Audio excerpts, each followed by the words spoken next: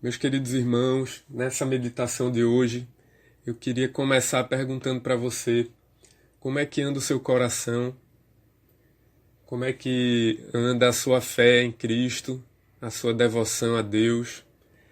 Será que ainda impressiona você o fato de Jesus ter morrido na cruz, ter vindo entregar a vida dele para que eu e você nós recebamos o perdão do Senhor pelos nossos pecados e a gente possa desfrutar da paz com Deus? É isso que diz lá em Romanos. Será que isso ainda impressiona o nosso coração, ainda move o coração da gente? Como é que anda o seu coração? A gente, essa distância de Deus era o nosso principal problema.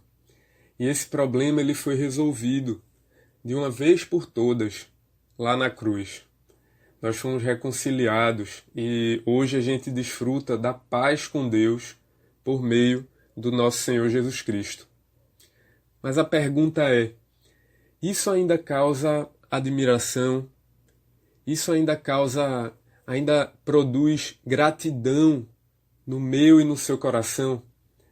A graça e a misericórdia de Deus têm levado você a se curvar, a reconhecer, a amar o Senhor, a adorá-lo, a servi-lo, a obedecê-lo? Tem levado você a ansiar pelo dia em que nós estaremos com Ele novamente e para sempre, por toda a eternidade? Tem feito você ansiar por esse dia no qual nós seremos redimidos, no qual esse mundo que a gente vive, que a gente vê, ele vai ser completamente renovado? Você tem ansiado por esse dia? Como é que anda a sua expectativa pela volta de Cristo? No meio dos nossos afazeres, no meio das atividades do dia a dia, no corre-corre do trabalho, em meio aos compromissos, como é que anda a nossa expectativa pelo dia da volta do Senhor? É sobre isso que eu quero falar com você hoje. É fato que nós não sabemos o dia, não sabemos a hora, mas nós sabemos que esse dia ele está bem próximo. O penúltimo verso da Bíblia, o penúltimo verso ali do livro de Apocalipse, ele diz o seguinte: aquele que dá testemunho destas coisas diz: certamente venho sem demora. Amém. Vem, Senhor Jesus. É o que diz em Apocalipse 22, 20. A Bíblia diz que esse será um dia de extrema alegria e celebração para o povo de Deus. O reino de Deus será definitivamente estabelecido sobre a terra, mas a vinda do rei será também, por outro lado, um dia terrível, um dia de juízo severo para aqueles que não creram nem se curvaram ao senhorio de Cristo. Antes desse dia, porém, Deus tem sido paciente com os seres humanos. Ele tem estendido o convite do Evangelho e tem aguardado com muita misericórdia e tem dado oportunidade para que nos arrependamos dos nossos pecados e nos voltemos para Ele em fé. Talvez isso já tenha ocorrido na sua vida, graças a Deus por isso. Mas talvez você ainda não tenha se rendido a esse convite amoroso do Evangelho, não tenha reconhecido seus pecados. Talvez você que me escuta aí não tenha reconhecido a graça de Deus, a graça que Deus manifestou em Jesus Cristo lá na cruz. E você tem essa oportunidade hoje. Não perca essa oportunidade.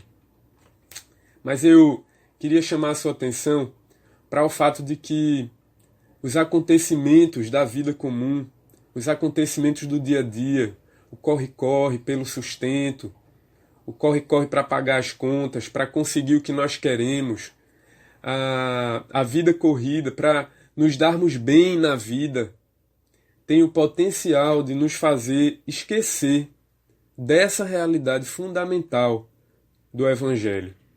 Veja comigo o que o Senhor Jesus diz a esse respeito lá no livro de Lucas, capítulo 17. Nós vamos ler do versículo 26 ao 33. Lucas 17, de 26 a 33. A palavra de Deus diz assim: Assim como foi nos dias de Noé, será também nos dias do Filho do Homem. Comiam, bebiam, casavam e davam-se em casamento, até o dia em que Noé entrou na arca. Veio o dilúvio e destruiu todos. O mesmo aconteceu nos dias de Ló. Comiam, bebiam, compravam, vendiam, plantavam e edificavam. Mas no dia em que Ló saiu de Sodoma, choveu do céu fogo e enxofre e destruiu todos. Assim será no dia em que o Filho do Homem se manifestar. Naquele dia, quem estiver no terraço e tiver os seus bens em casa, não desça para tirá-los. E de igual modo, quem estiver no campo, não volte para trás. Lembrem-se da mulher de Ló. Quem tentar preservar a sua vida, a perderá. E quem a perder, esse a salvará. Nos dias de Noé e nos dias de Ló, que vivia em Sodoma, você conhece essas histórias, né? A história de Noé, a história de Ló, são histórias conhecidas da palavra de Deus.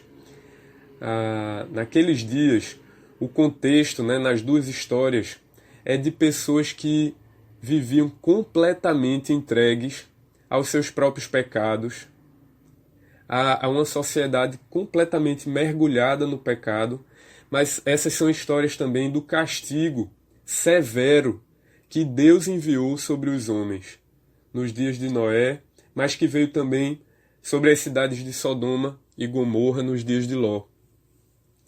Ele deu oportunidade para que esses homens se arrependessem, mas eles não quiseram.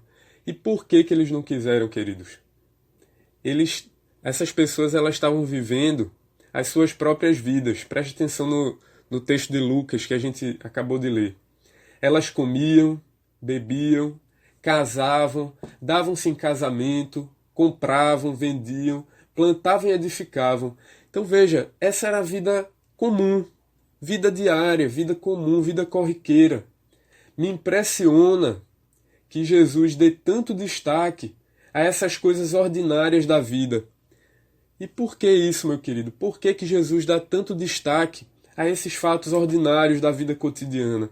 Porque as pessoas, elas estavam tão absorvidas nessas coisas que elas não paravam para perceber a gravidade dos seus pecados, nem para perceber a urgência de atender ao convite gracioso de Deus para que elas se arrependessem e para que fossem perdoadas.